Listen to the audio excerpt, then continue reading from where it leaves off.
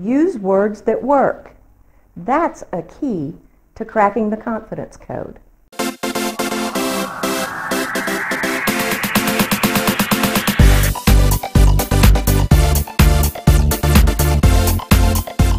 I'm Betsy Smith.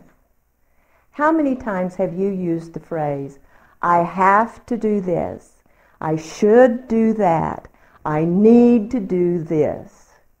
Those words suck away your power and they eliminate your confidence. There's one small shift you can make to change the whole feeling of the duties that you are going to perform that day.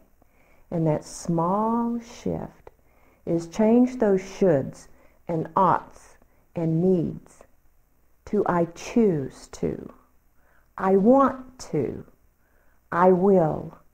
Use those powerful words.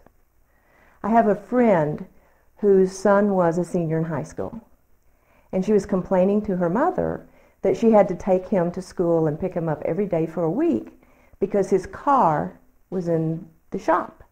And she said, I have to. And her mother said, next year he'll be in college. You won't get to pick him up. One small shift from powerless to powerful. I choose to.